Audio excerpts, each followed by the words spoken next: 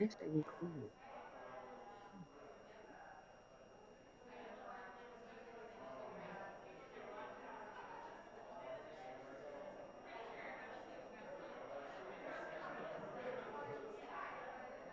Mm.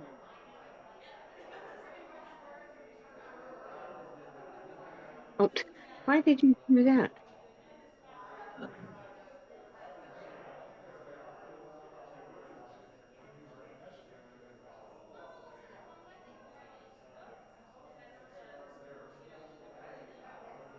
Mm.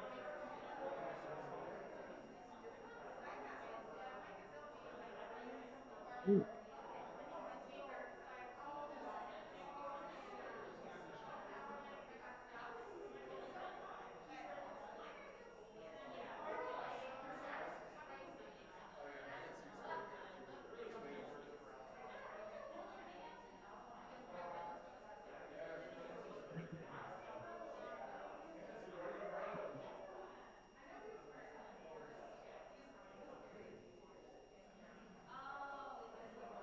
You don't.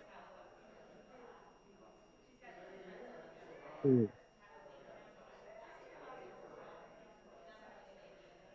That's stupid.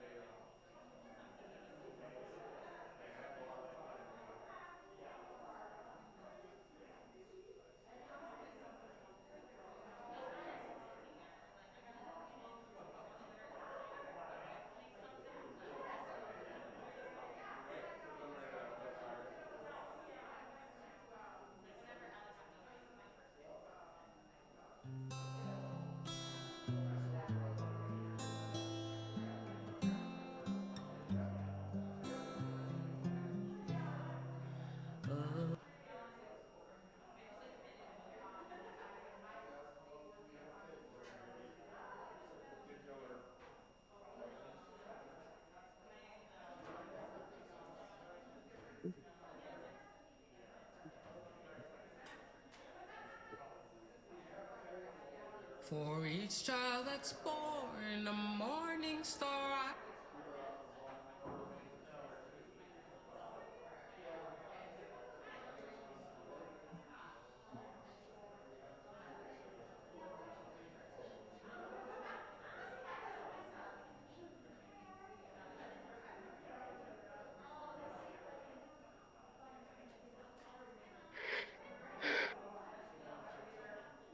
Mm.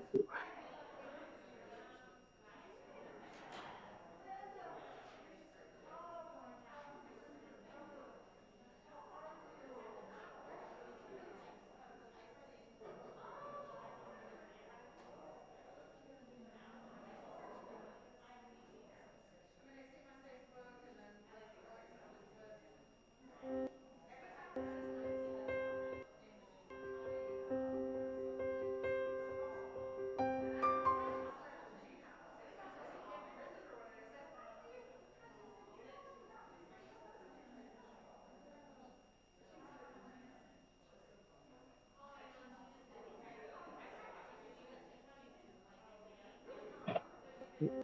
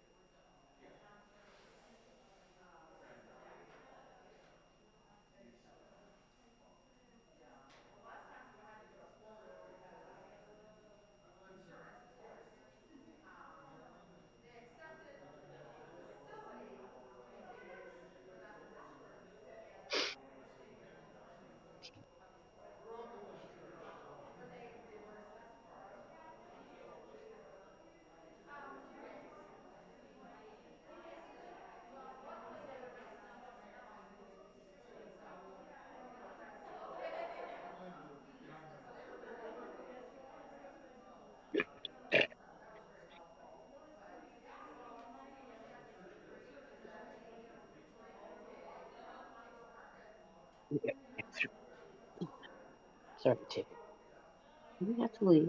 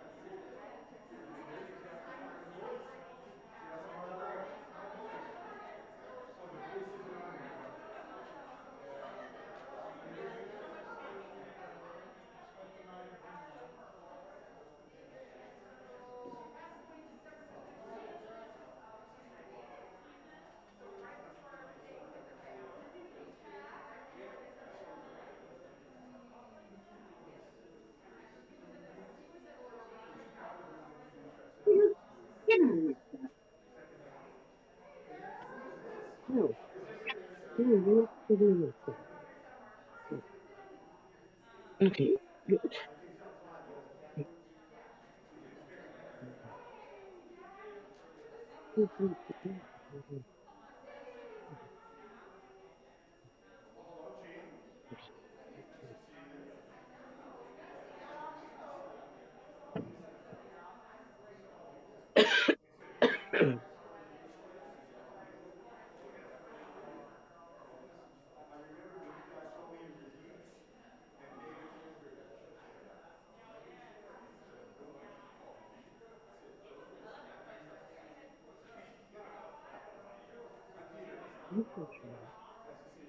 Now,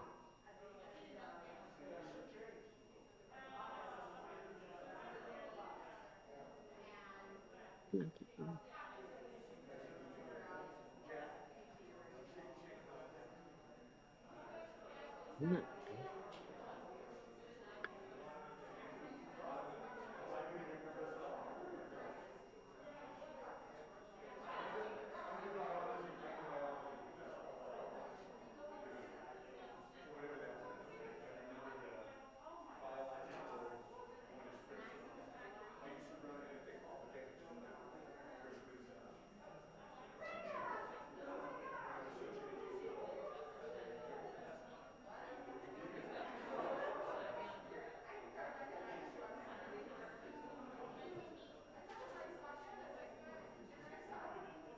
Okay.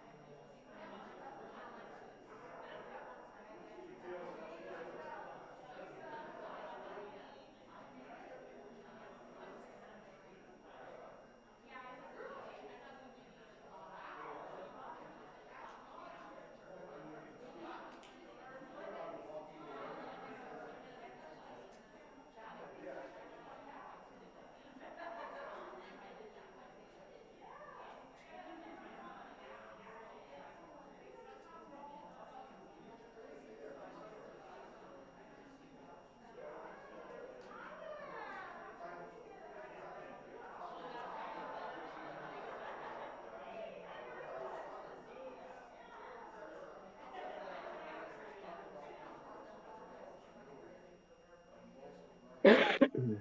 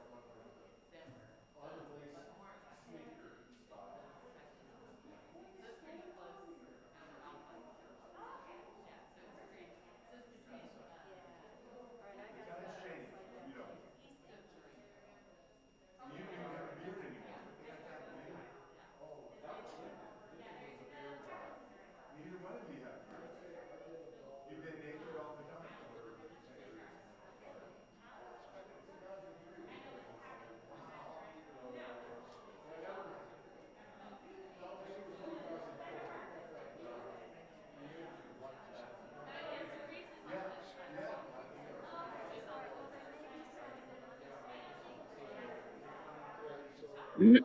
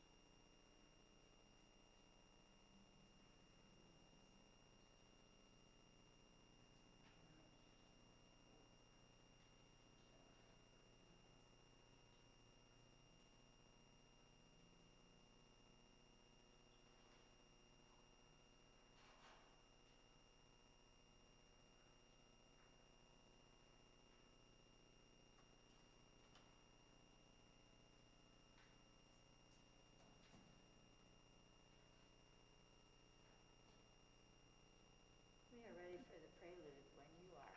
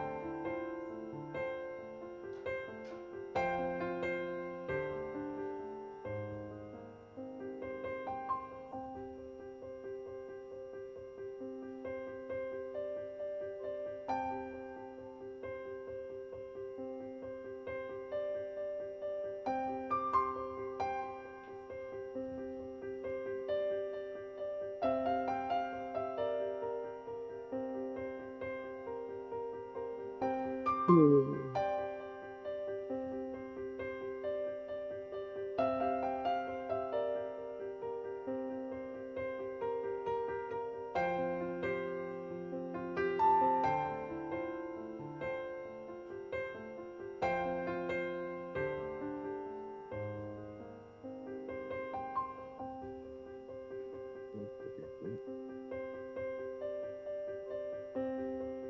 See, we love you. Oh, God.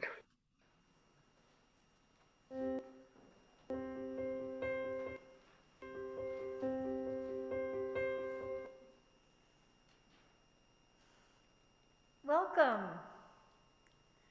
Thank you for containing your microbes, taking care of one another that way.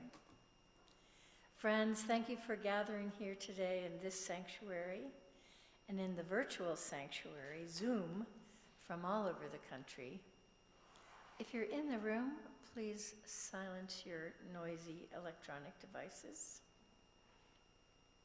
We honor and celebrate the life of Janet Boice, who died 2 years ago, and the pandemic prevented us from coming together.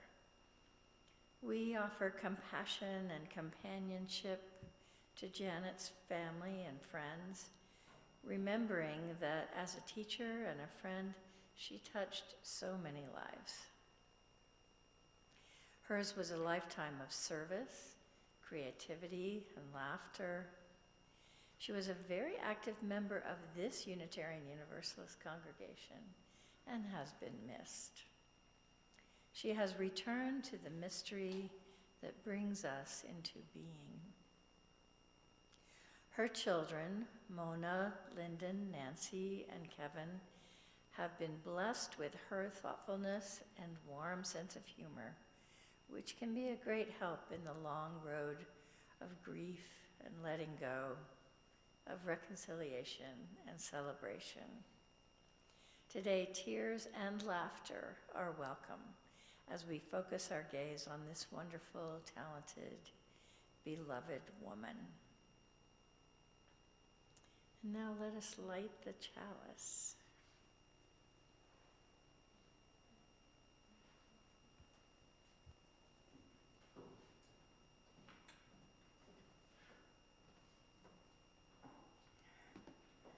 Our chalice lighting words today are from Albert Schweitzer. At times, our own light goes out and is rekindled by a spark from another person. Each of us has cause to think with deep gratitude of those who have lighted the flame within us.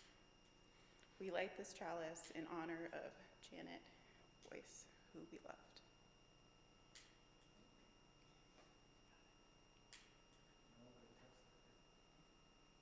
Maybe.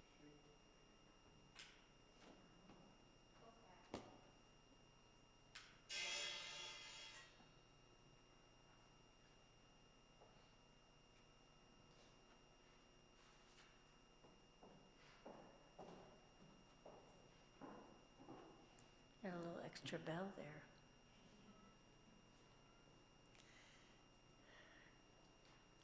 To those I love and to those who love me. When I am gone, release me, let me go. I have so many things to see and do. You mustn't tie yourself to me with tears.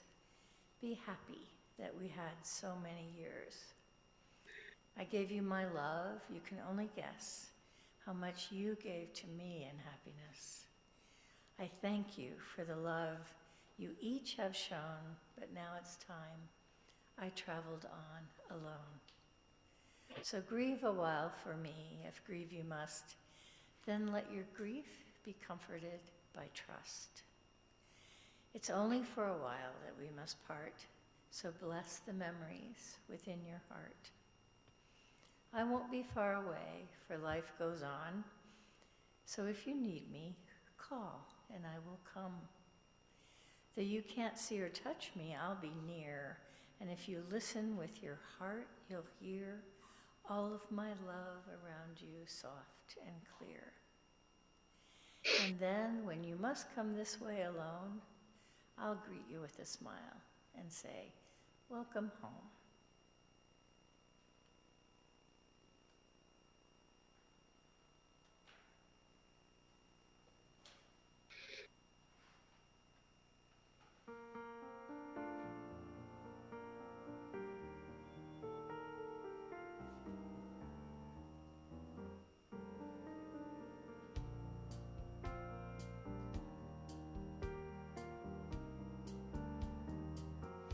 My cups have emptied, my well is running dry. Life's so strange these days, should I laugh or will I cry? You put your arms around me, the tears begin to flow. My cup runneth over, oh how I need you so. Together we thrive, together we grow, and as we share, we'll come to know the way will be brighter, the road will be blessed, as I cheer you on, and you ease my stress. With faith we will build, for justice we strive, as we work together, together we thrive.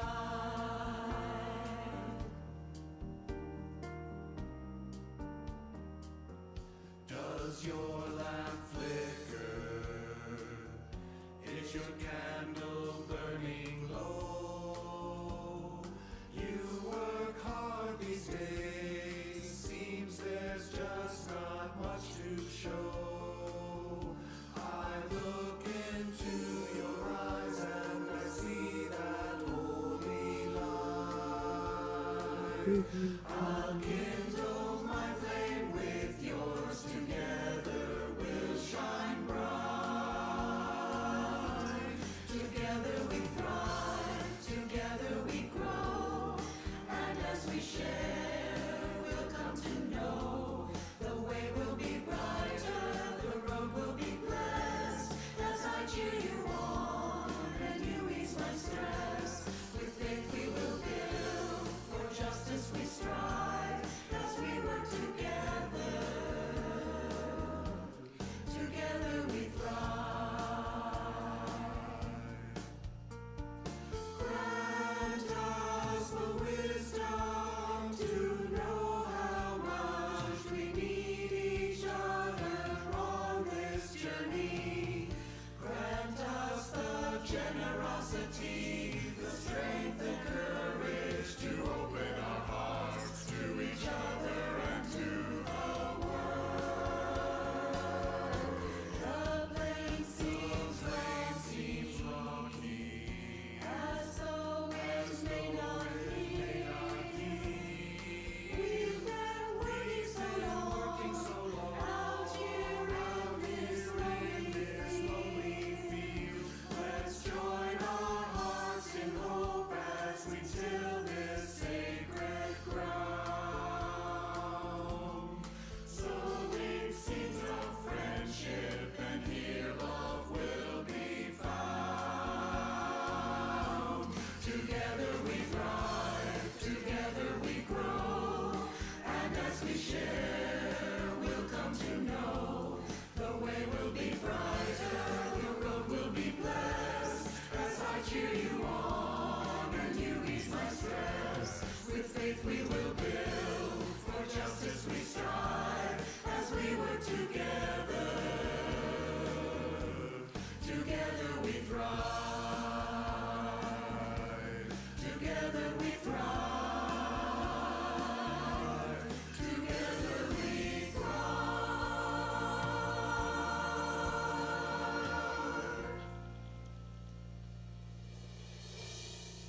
Mm.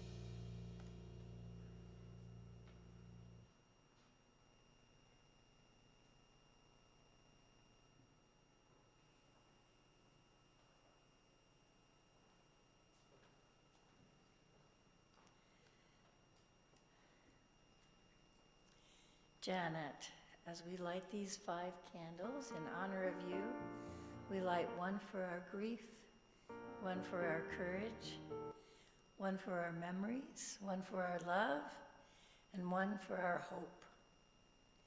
This candle represents our grief. The pain of losing you is intense.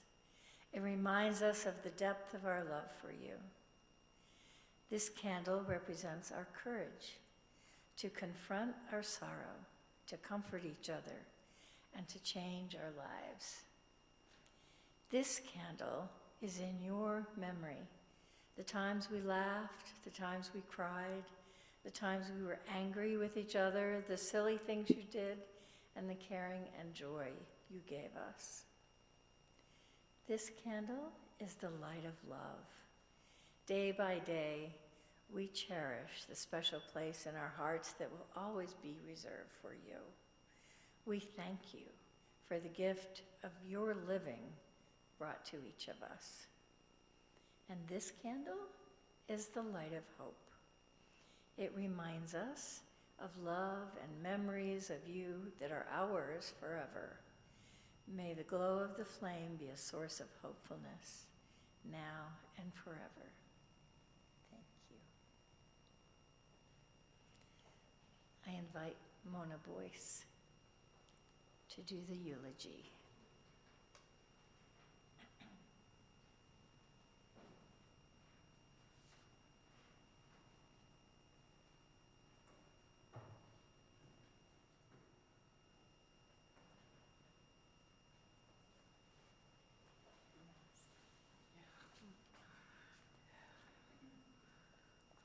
Oh, it's nice to take this off. Okay.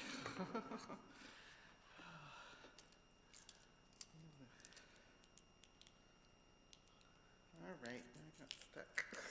Sorry. There we go. Okay.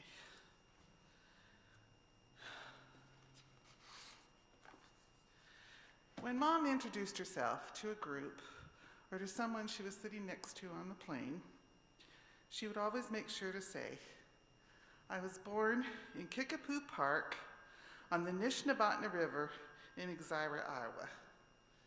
Today is her 94th birthday. 94. She was one of 6 children with the added bonus of having a fraternal twin sister, Janice. Thomas, Jack, and Betty were her other siblings. Margaret arrived 6 years later. Her father, Roswell, was a doctor, and Mother Lois was a nurse and homemaker. Dr. Payne, her father, nicknamed the twins when they were young because he claimed he couldn't tell them apart. And if you've seen pictures of Mom and Janice, Mom is taller than Janice, and they look nothing alike.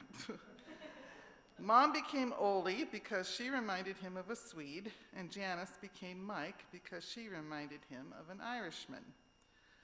Mom tried to distance herself from Ole when she grew up, but Janice became Aunt Mike.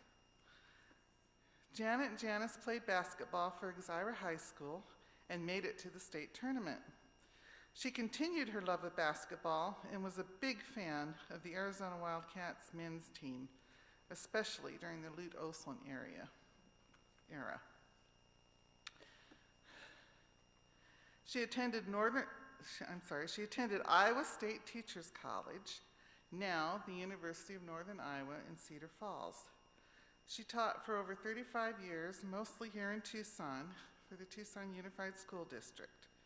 Her specialty was educating special needs children. While in Homebound, this is a quote from her. I taught our first AIDS student secretly for 2.5 years at the first grade level.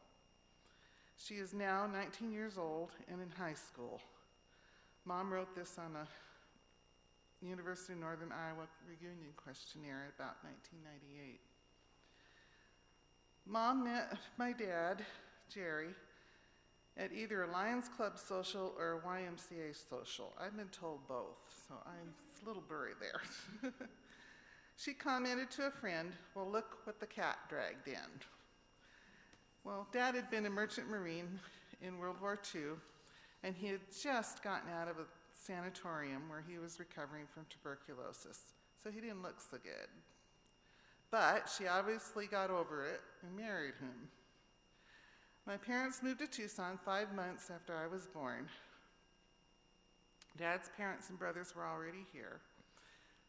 And I think, Lois, were you here already in 1958? You can't remember? In Phoenix? Anyway, Mom and Dad proceeded to have 3 more children, Lyndon, Kevin, and Nancy. And then Dad passed away in January of 1971.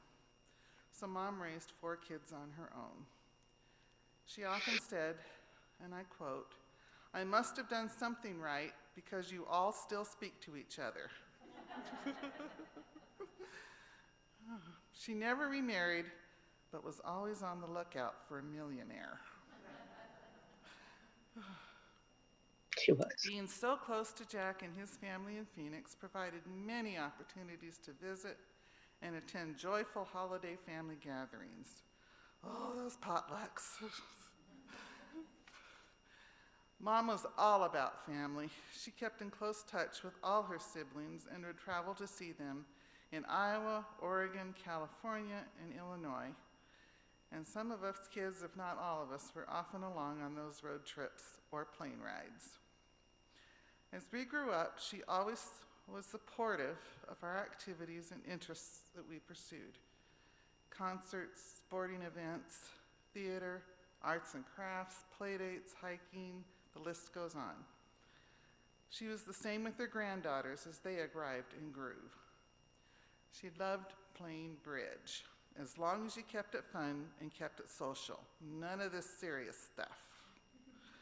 Mom taught me to play so she could have a partner in case one of her friends couldn't come to one of her bridge parties.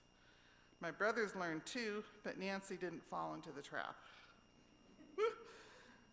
Mom loved to travel. She went to Europe before she got married and has the slides to prove it, if any of you have seen them, and I'm sure you have. They're good slides. It's just we took family vacations just about every summer when Dad was alive and even after he died. After retiring, she took trips to England, Canada, the East Coast, and went on a few elder hostels with her sisters and sister-in-laws. Once I graduated from college and started working full-time, I would often become her traveling companion. We took many trips to Iowa, often with Aunt Selma in tow. A family reunion in Colorado, day trips with pleasure bent tours, and a few trips to Boise, Idaho to see Lyndon and family. There are so many memories that I'm sure each of us could write a book. She had a very full life.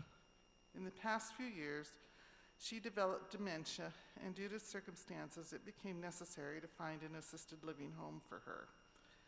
After a couple of escape attempts, with the help of a family friend, she finally settled in at Broadway proper and became a favorite with the staff and made quite a few friends. Mom was a hugger.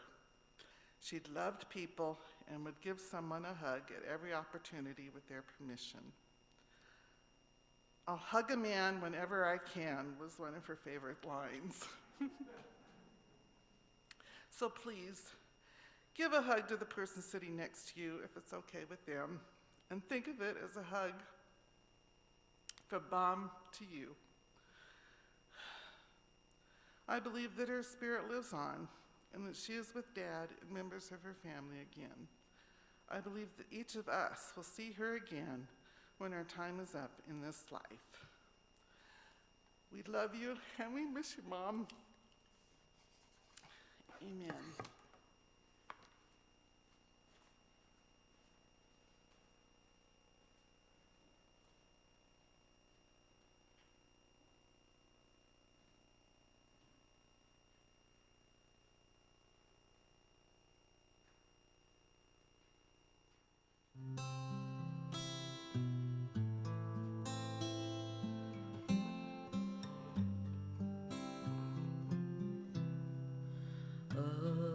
Abide with me. Fast falls the eventide. Hmm. darkness deepens, still with me abide. When other helpers fail and comforts flee, help of the helpless, oh, abide with me. Swift to its close, ebbs out life's little day. Earth's joys grow dim, its glories pass away. Change and decay in all around I see. O thou who changes not, abide with me.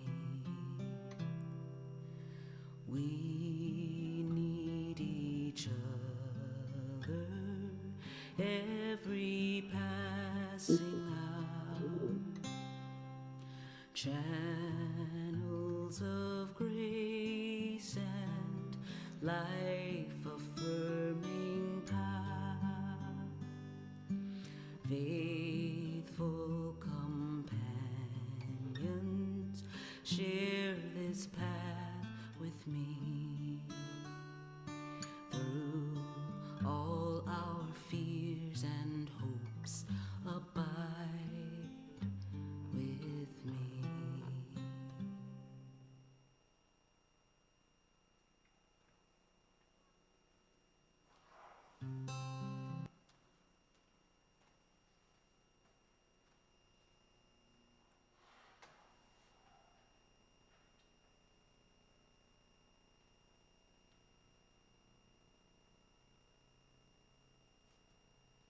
Oh, she's down here.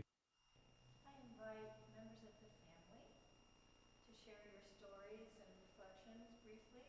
Can't hear her. If you're a family member viewing online and wish to share, please put your brief reflections in the chat. Those here in the sanctuary, please come forward to the microphone. Chat.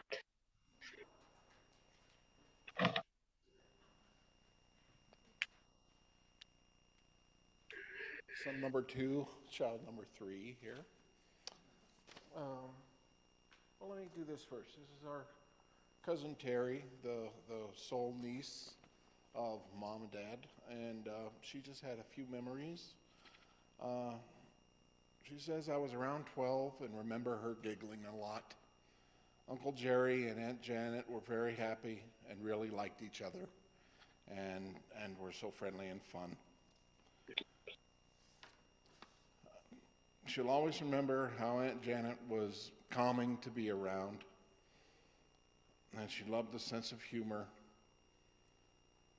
and she showed him her highway traveling companion named Jim, who was made out of cotton and pantyhose. But it rode along on many a trip.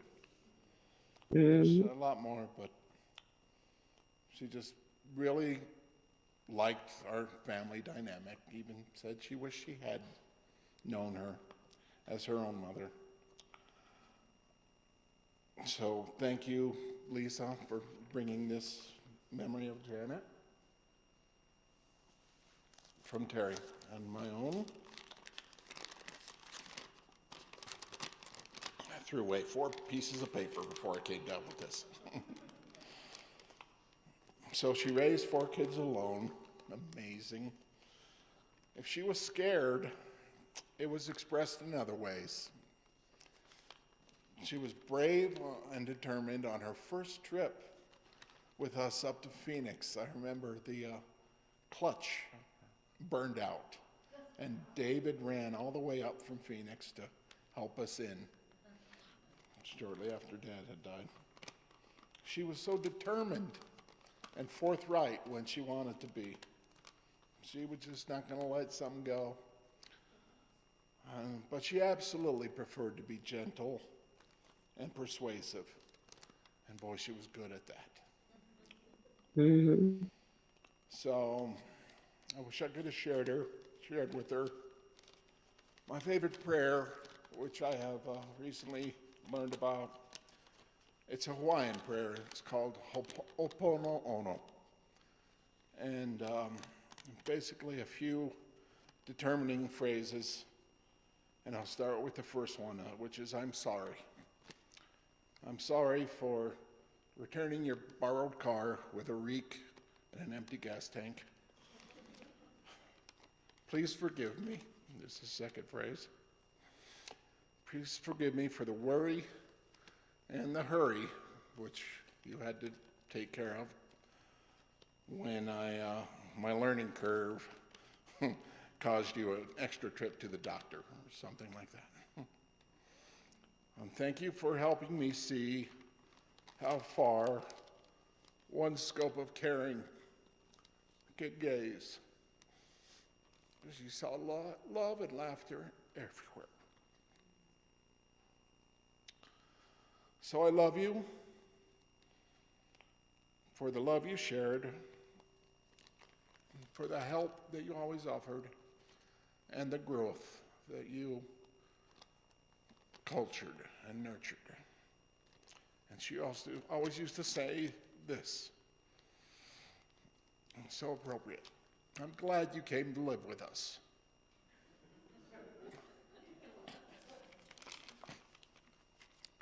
Thank you.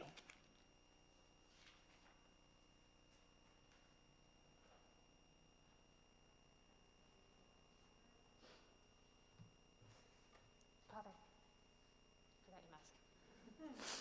He leaves them everywhere. I found one in my car one time. So I'm Sarah. I am the second granddaughter. My first is my older sister, Allie, who couldn't be here. I'm going to try really hard. I'm really bad at this. But when I was in elementary school, I had to write a paper about a role model. You know, a lot of people choose celebrities of some kind. I chose my grandma Janet because she raised 4 kids on her own. She was the happiest person. She loved children. She loved education. You know, she's the reason I love to read. She's probably the reason my sister loves to read. Why all of us love to read so much. She taught my sister how to bake. Me, not so much. But she just loved education and loved teaching everyone. And I remember writing about that and how much she would always pick me up from school every single day and take me to my dance lessons or try to make it to every single performance. And I'll try to keep this short, but one of the things she would always say to me after every performance, she'd come up to me and she'd go, "You did terribly good." And I waited for it every single time. Every single time I was waiting for it, but it's because I loved hearing it every single time. And I wish I could tell her that now. She was a terribly good grandmother, and I miss her so much.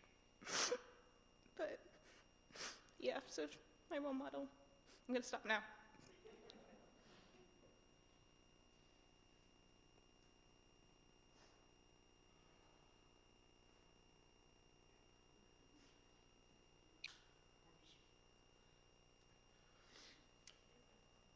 I'm Lyndon, son number 1, and I'm a crier.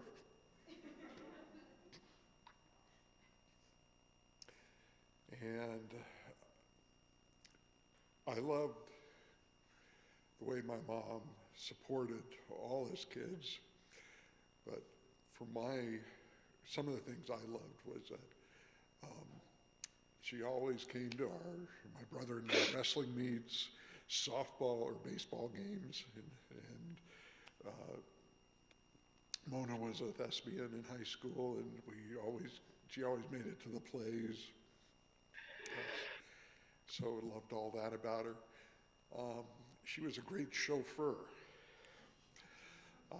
I'm a backpacker and hiker, or I was, and she was always willing to drive my friends and I to the trailheads of the Rincon Mountains and the Catalina Mountains, Santa Rita's, whenever we had a long weekend to go backpacking. So loved that about her too.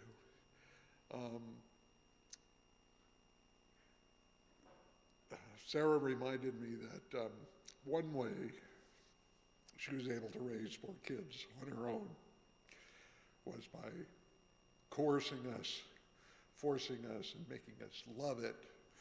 Um, each of us kids were assigned one night a week to make dinner. So we all learned to cook for ourselves and others, which probably helped me woo my wife.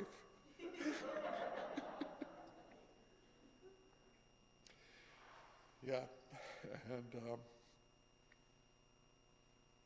yeah, I loved her, I miss her, and I'm gonna cry, so I'm gonna leave it at that.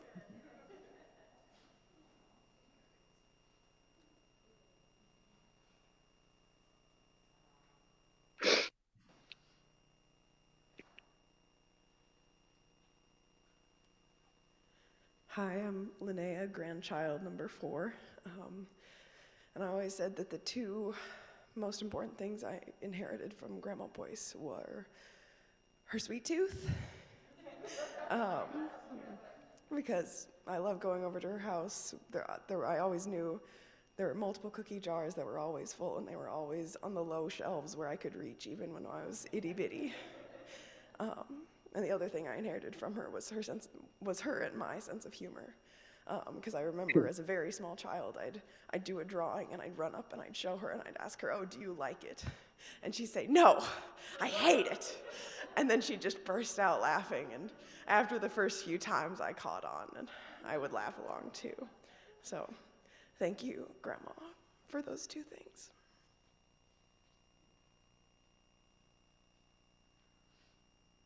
She's suddenly.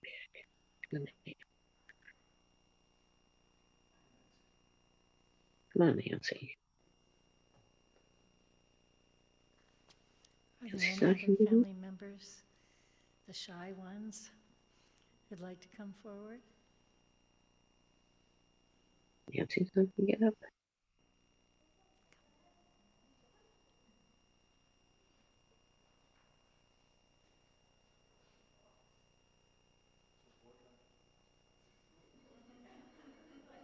Mm.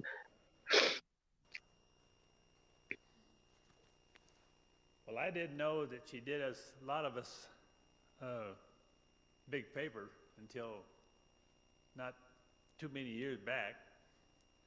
How many of you remember Aunt Mike when she'd make stuff for the family?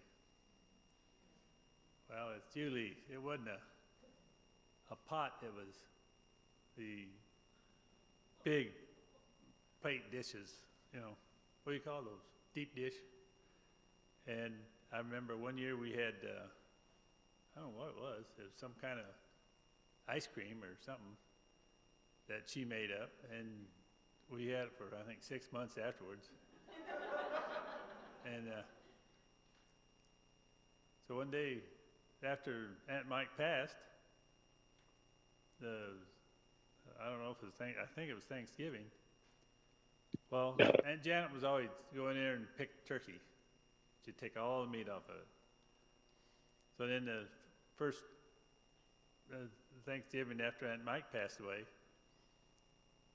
the turkey just sat there, and nobody touched it. So I asked Aunt Janet, I said, "Well, how come you're not cleaning the turkey?"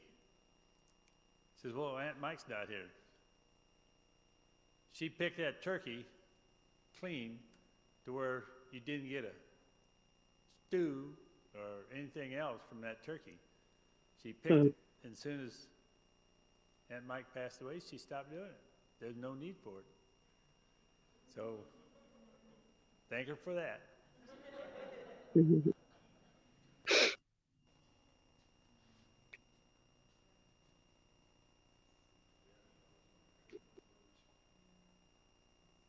Shut up, Nancy.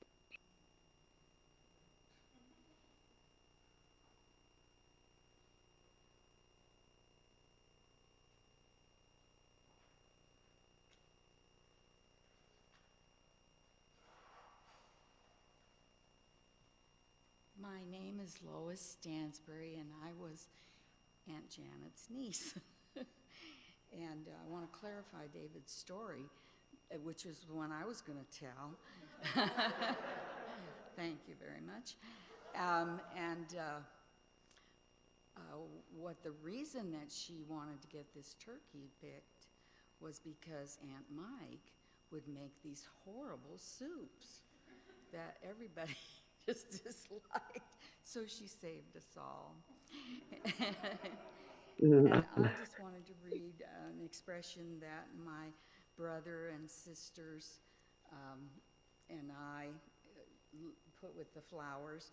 I think it says a lot. Unforgettable Aunt Janet. We all miss her and her sunny disposition always. I never heard her say an angry word. Deepest sympathies to our Boice cousins. And heaven is a better place now that she's there. And that's from your Phoenix cousins. Also, I wanted to say, and this is not really a very impactful story, I guess, but when Mona was born, my family went, I suppose I was, I don't know, how old was I, Mona? How many years older am I than you? Okay, well, I'm 77. So I was in my early teens, I guess. And she was so kind and so comfortable with having a baby that she would let me hold her. And I really thought that was remarkable. And of course, Mona was adorable. So anyway, we do all miss her. She was very, very dear to us. And I'm so glad that you arranged for this ceremony. Thank you.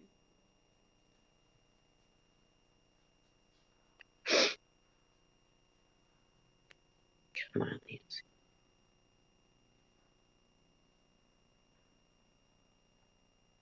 We should say so. So she doesn't.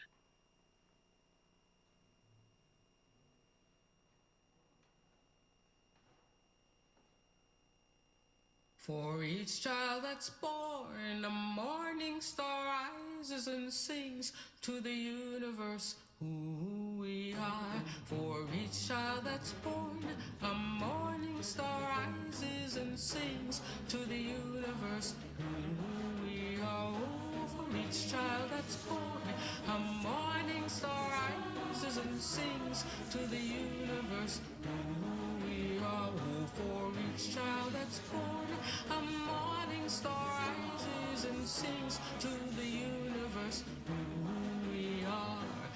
We are our grandmother's prayers, and we are our grandfather's dreamings, and we are the breath of our ancestors. We are the Spirit of God. We are mothers of courage, fathers of time, daughters of dust, and the sons of great visions. We're sisters of mercy, brothers of love, lovers of life, and the builders of nations. We're seekers of truth, keepers of faith, makers of peace, and the wisdom of ages. We are our grandmother's prayers. We are our grandfather's dreamings, and we are the breath of our ancestors. We are the Spirit of God. We are mothers of courage, fathers of time, daughters of dust, and the sons of great visions. We're sisters of mercy, brothers of love, lovers of life, and the builders of nations. We're seekers of truth and keepers of faith. We are makers of peace and the wisdom of ages. We are our grandmother's prayers. We are our grandfather's dreamings, and we are the breath of our ancestors. We are the Spirit of God. We are our grandmother's prayers, and we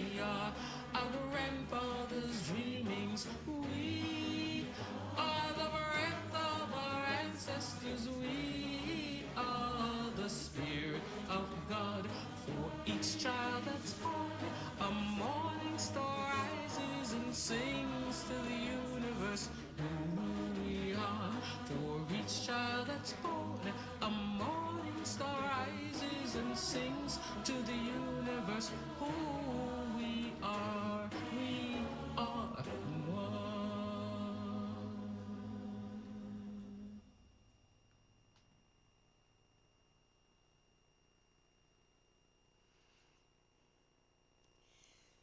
Now, while friends screw up the courage to come forward and share, I have a reflection from Carol Cox Payne, who's viewing this on Zoom. She says, Paul and I will always remember Janet ending a conversation with love, love. She was also instrumental in arranging for her sister Betty with her life decisions. I think she means assist her. Janet was always cheerful. She is missed by us here in Iowa and the unofficial relatives, Pat Nyman and her son, Rob. Are there friends in the sanctuary who'd like to come forward and speak? Come. And those of you on Zoom, carry on with the chat. On the what? Hi, my name is Barbara Kuhn, and Janet and I worked together in teleteaching for a couple years. And in fact, I was at her retirement party, which Lyndon reminded me of. And so Sid and I went away from town after 1992 and came back 16 years later. And about 10 years ago, I was in Sabino Canyon, and I hear this really distinctive voice. And I knew exactly who it was. And she was up there just having a wonderful time with her friends from Broadway proper. And she caught me up on the news about Lyndon, because he was in Boise by then. And speaking of Lyndon, cast your mind backwards, Lyndon. October 1981. The inaugural explorational almost across Arizona, 6-day bike ride, ending up in Nogales, except you didn't end up anywhere, because the first day, Mr. Rubbernecker tourist like this on his bike and whoop, right into the guardrail. And he tucked and rolled the way he'd been trained to in soccer, but that was the end of the trip for Lyndon. And Lyndon, what I want to know is, as you went end over end, were you thinking, what will Mom say? I hope so.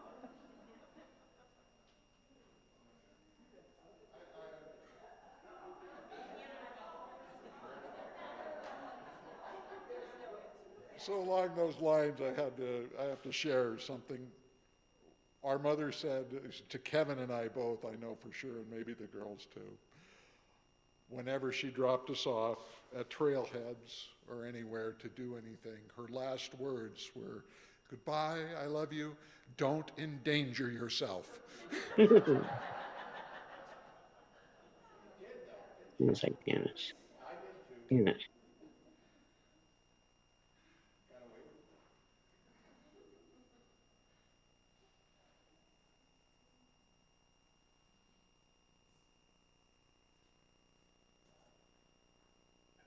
When my wife and I moved to South Erin Avenue back in 1960, 2 doors away were the Boices. And we saw the kids more than the parents at first, but then we got to know them. And when I got active in this church, then I got to know Janet much better. And I can verify that she was a hugger. And in fact, I wasn't that much a hugger. I was too shy for that.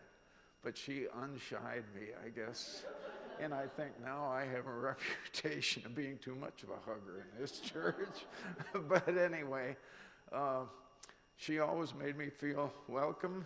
Well, when I was first in the church. And I can remember that she would frequently, if she introduced me to somebody else, she would point out how close we had been physically and where we lived in the first few years that my family and I moved there. Anyway, I still stay on the same street, partly because we enjoyed knowing the people that were on the street, and certainly the Boices. And those were good years, Well, very good years. yeah.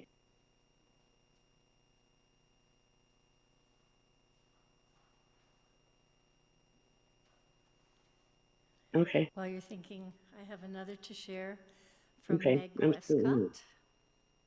my. Dear, dear Janet, how I miss her. We had a lot of experiences together, some good Okay. food, Thank you. some not so good. Bye. She was a loving sister that I will treasure forever.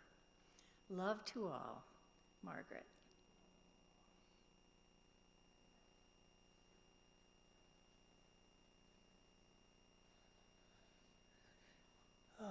My name is Brenda Wagner, and I went to school with Ooh. Nancy. I got to know her Mm. mother when she opened her home for us to have our Star Trek nights once a week. And we had a potluck, and everybody would rotate who brought what dish, but that was very appropriate coming right before this, I thought.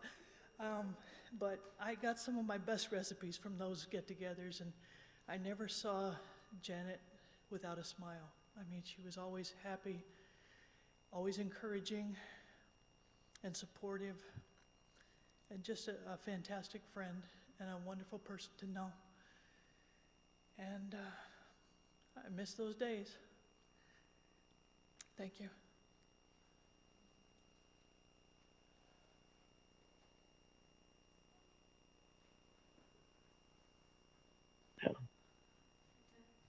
Whoops. That was not on purpose, by the way. I'm a nephew-in-law from the Payne Group in Phoenix, Arizona, and I will always remember when I married my lovely wife, Susan, that we married into Janice and Janet and the clan from the Boices in Tucson. And I thought the perseverance that the woman showed when she came up with her 4 little angels for all of the holidays and remained calm, cool, and collected while we were eating Thanksgiving dinner. And the story about Aunt Mike and picking the turkey, as an outsider at the time, I will never forget it.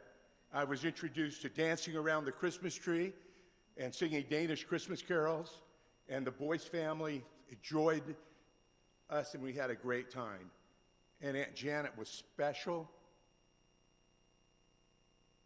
As an outsider with a big family, I appreciate all of the Boices and what Janet did for us.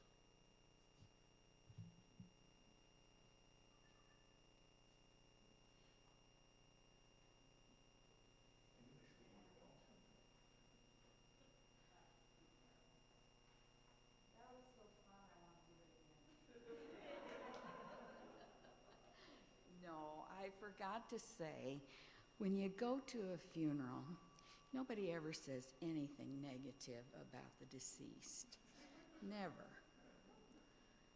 But in the case of Janet, she truly was a wonderful, good, nurturing person.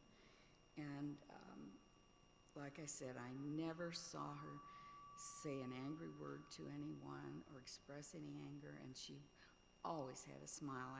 I'm just saying over again what you all said, but I think she is pretty much an exception.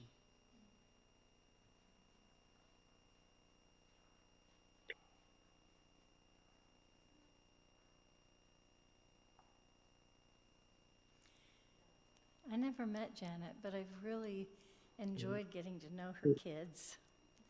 And I have to say, I was really appreciative when I learned that she was a special ed teacher. And I used to be an occupational therapist in the Tucson Unified School District, so I know what that entails. And she was a leader in Special Olympics, which as an OT is even more dear to my heart. So many ways that she loved this world. What a family. Any last impulses? Okay, here we go. Wonderful.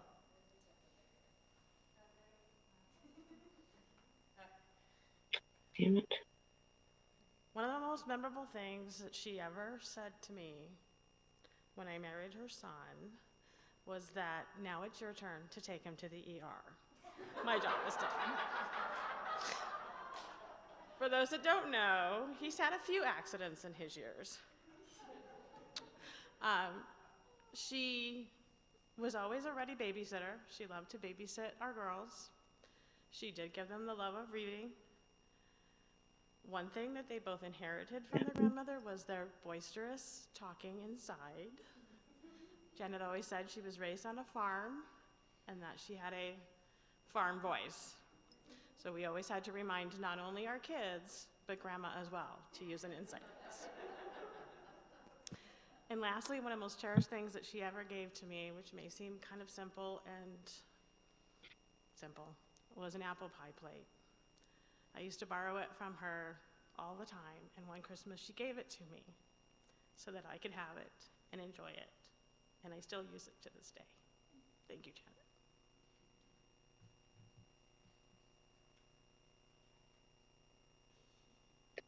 Yeah.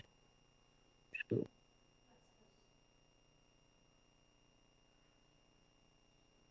I don't have Twitter or whatever.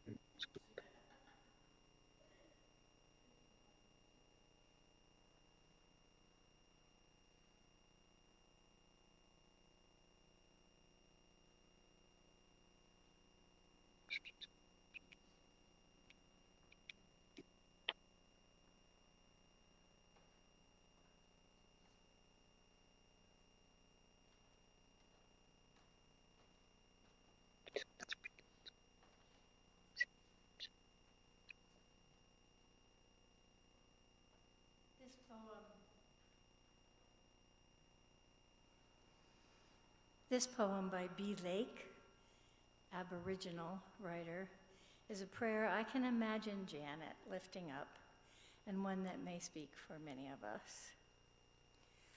Forever oneness, who sings to us in the silence, who teaches us through each other, guide my steps with strength and wisdom. May I see the lessons as I walk, honor the purpose of all things. Help me touch with respect, always speak from behind my eyes. Let me observe, not judge. May I cause no harm and leave music and beauty after my visit. When I return to forever, may the circle be closed and the spiral be broader.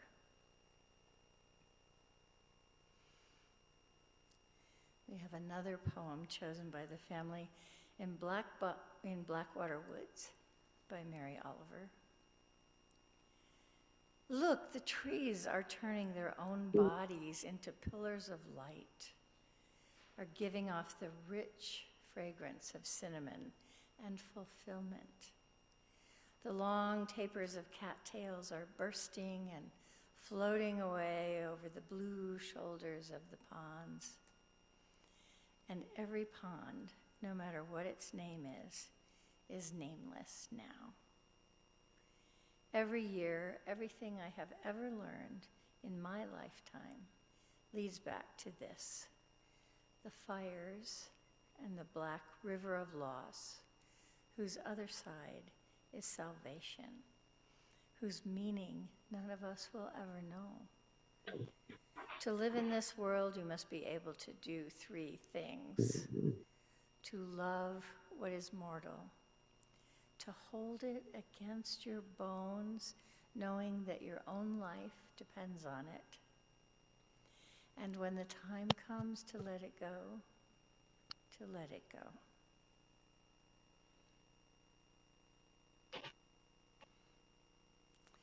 Now let us extinguish the chalice and the candles of remembrance.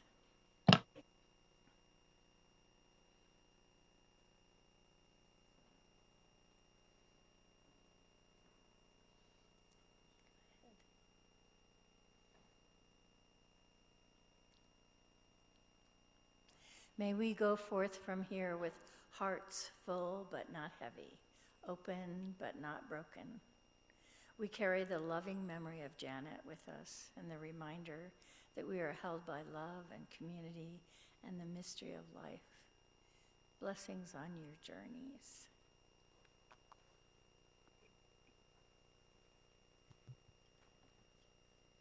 My name is Kathy Carmen, and I'm Janet's one of her daughters-in-law, married to Lyndon.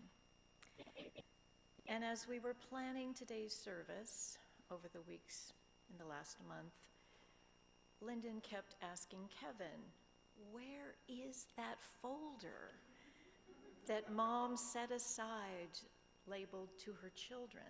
These are items that I want used. And we couldn't find it. Kevin couldn't find it. Until this past Sunday. And what he found in it was this poem by Isla Pascal Richardson. To those I love, if I should ever leave you whom I love, to go along the silent way, grieve not, nor speak of me with tears, but laugh and talk of me as if I were beside you there. I'd come,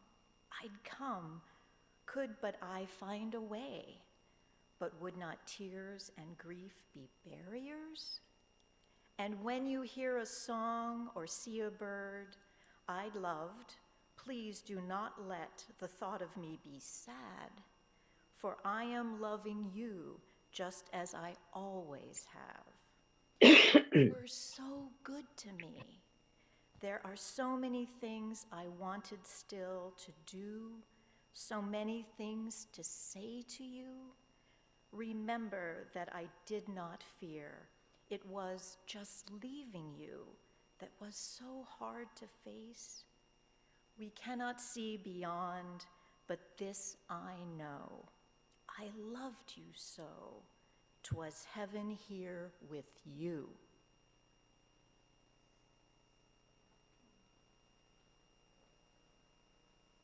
Hmm.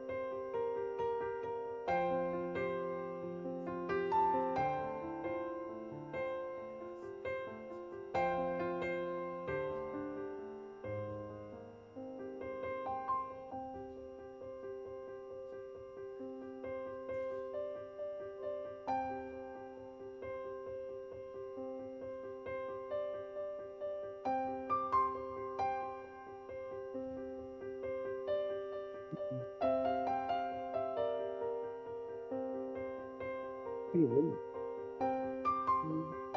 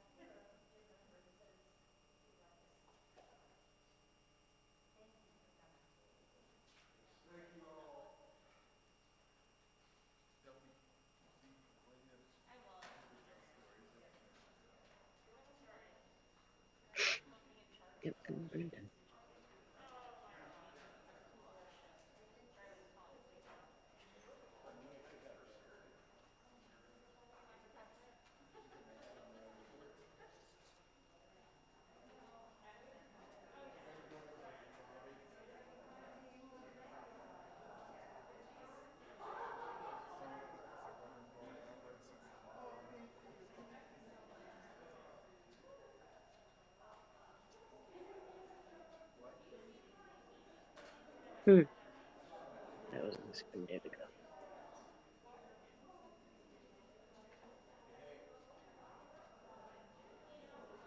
go. Mm.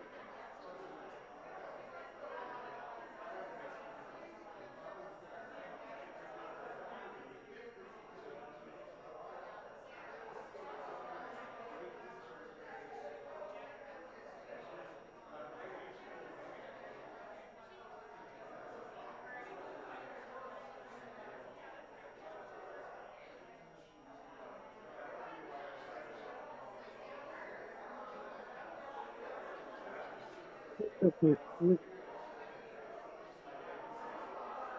We still can't see it.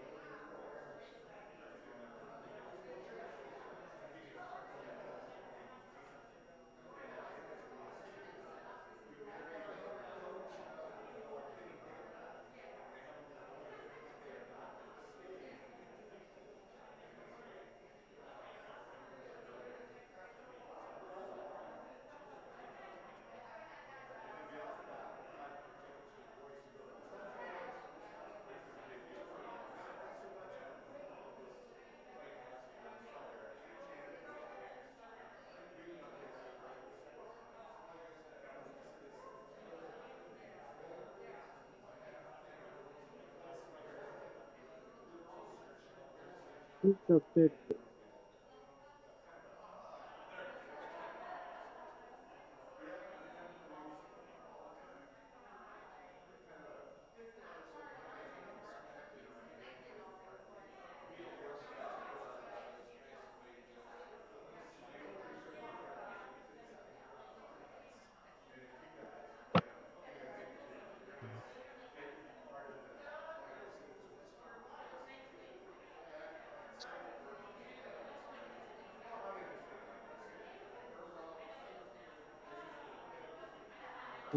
That.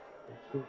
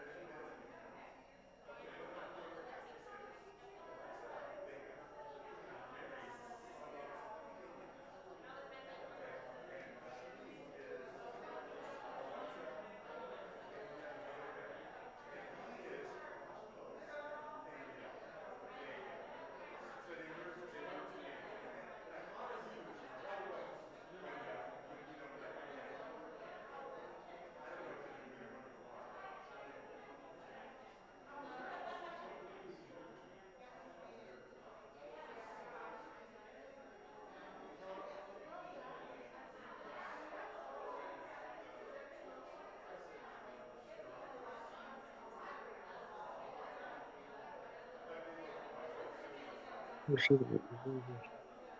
Good thing.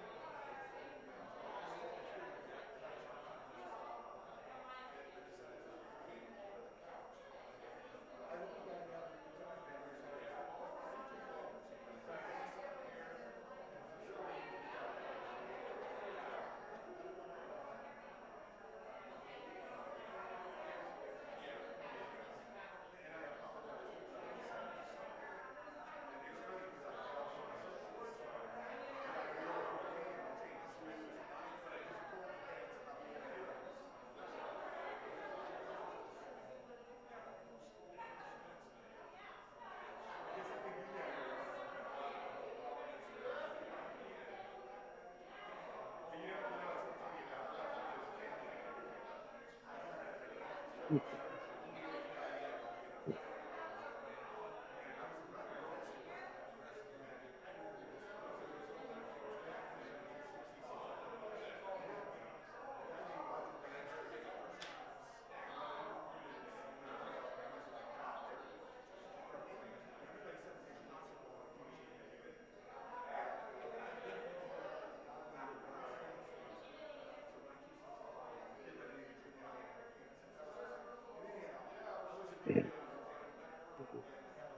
you.